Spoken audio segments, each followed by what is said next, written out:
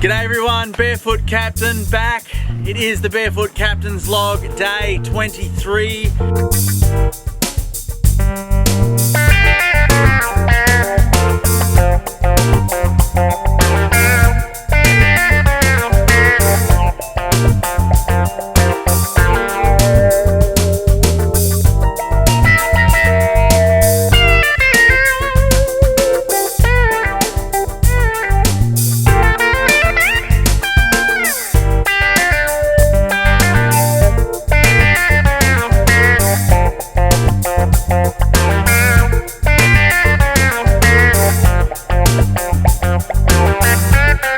Firstly, as always, please head over to our Patreon page, get over there, and you can, even for the smallest amount, help us out. You get photos from the whole trip. You're gonna get diary entries from the rest of my crew. You're gonna get the Barefoot Captain's Logs first. You'll get it before anybody else. Now, I am still in my wetsuit. We have just come back from really cool day, really cool adventure. So it started this morning. We got the anchors up. Both anchors. We've got two anchors out because of the really heavy winds we've been having here. We're up! So we got both anchors up and we headed over to one of the bommies we surveyed a couple of days ago when we went spearfishing. And we went over there and I saw a good spot I could put a bit of a mooring down. So we used the auxiliary anchor. This will take me down pretty quick. Get the rope over that's got the bag on it. That's it. Try let it down. Yep. Dive it down.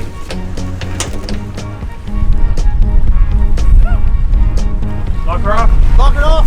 Hang back on that. See how it goes.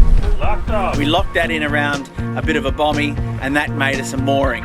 And that meant we could hang back off this bommie. Really beautiful. The bommie is like no water on top and drops straight down to almost 25 meters. A sheer wall. Really cool. Okay, 1 second. You've got to see the pretty sunset. Yes. Okay. Back to me. I have to focus. There we go. So we got to this amazing bommie, got the anchor in place, set it up as a mooring, and that was no mean feat. That was actually quite tough. Had to get under there with dive gear, put this auxiliary anchor in place, and once we got that sorted, we're pretty safe. We just hung back off the bommie and it was a perfect place for diving. Visibility is crazy clear. You know, hundreds of meters of visibility. It's like you're diving in air. It's so cool, amazing. So everybody got in, we all jumped in diving, Paul, Silka, me, Francisca. We jumped in, scuba diving and exploring. Now first, this bommie, when you first come to it underwater, in the big wide shots, it's just beautiful. There's schools of fish all over it, waves break over the top of it, and there's lots of different life. The coral is really pretty. Up near the shallows, there's lots of hard corals and staghorny sort of corals that you can explore and swim around. There's some little grottos and things you can explore into. That's really cool too. As you get deeper, then you get these big fans, big Gorgonia fans. And these are extremely spectacular. Coming up to them, they're bright orange and yellow and red and really, really deep, vibrant colors that my camera lights bring up. Really amazing, intricate patterns. And sometimes you get little fish cruising in and out of those, even sea snakes. And Francisca was swimming around those, exploring those, checking them out. And they're just so epic and beautiful. I had a big wide lens on and they look so amazing. And they reach up to the surface and some are huge. Some are as big as the dinghy, you know, 3, 4, 5 meters across. Massive Gorgonia fans. And you don't always see them this big everywhere. It's quite rare to see them so big and so many of them. And also whip coral and other stuff down deeper. And that stuff are down at about 18 meters. After exploring them, came up a bit shallower and went around one side of the bommie, and there's a really nice school of yellow stripe there. And they're cruising up around the bommie and they sort of follow us around the bommie a little bit and they'll cascade back down the other side. They're super cool. A couple of them have got the little goatfish things down the bottom, and you know, at night they'll descend down to the sand and they'll go sifting through the sand looking for food. But at the moment they're just kind of hanging out in a school, up on the coral, scooting up and down. Really majestic, pretty little guys they are. Now in between those, every so often you get 1 or 2 trumpet fish, and they're sometimes hanging up like this, you know, pretending to be a reed or a piece of coral, and that's actually a stalking sort of maneuver, and they just look like a piece of seaweed or a piece of coral, and they wait for a little fish to get in the wrong place, and then they'll suck it in. But these trumpet fish, you know, they're cruising around in pairs as well. Sometimes you'll have one right on top of the other, scooting along, sort of waiting for the bigger one to maybe find something to eat, and it'll jump in and try and grab it instead. And they're cruising around. Trumpet fish are very cool. They're always looking at me like they think that they're hidden, and they're all totally hidden inside the coral, or you know, that they have the best camouflage and I can't see them. They sit there with their eye looking at you, thinking they're completely camouflaged.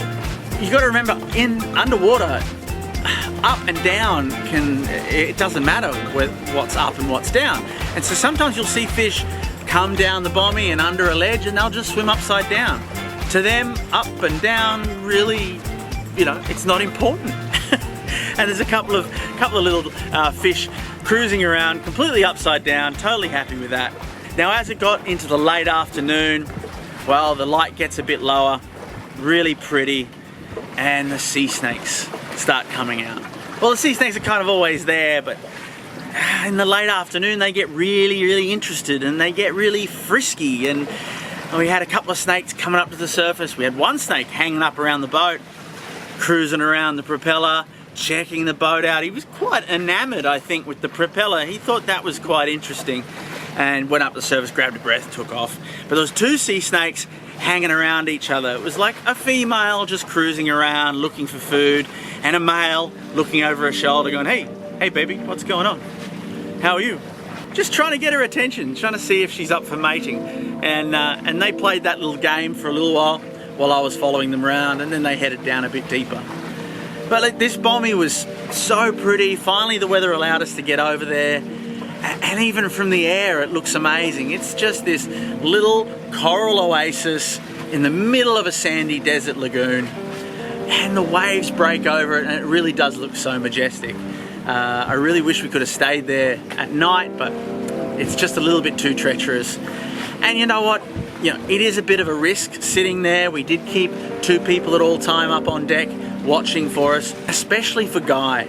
Guy is a paraplegic, so you know, on land he could be in a wheelchair, or he does kind of walk with canes. He's not as able-bodied as us above water, but underwater I think he can get around just as well as us. Being able to get that close to this Bommie meant Guy could get in there and free dive, and he digs free diving.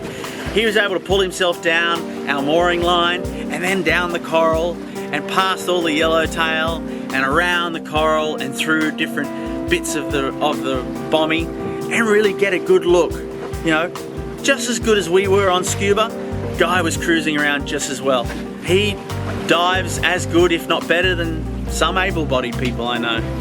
So we all got a really good look at this beautiful Bommie. I hope you guys enjoyed this beautiful dive site.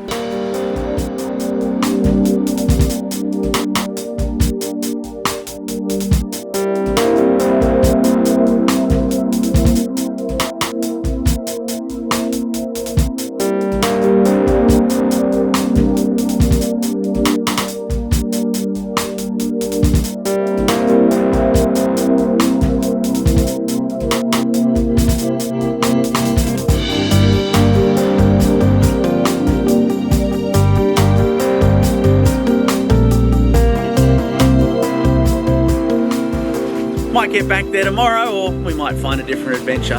We'll see how we go. Hope you've been enjoying the Barefoot Captain log so far. We've got a couple more days here at Kenn until the weather changes, but that's alright. There's lots of cool stuff to do here. Take care, see you tomorrow.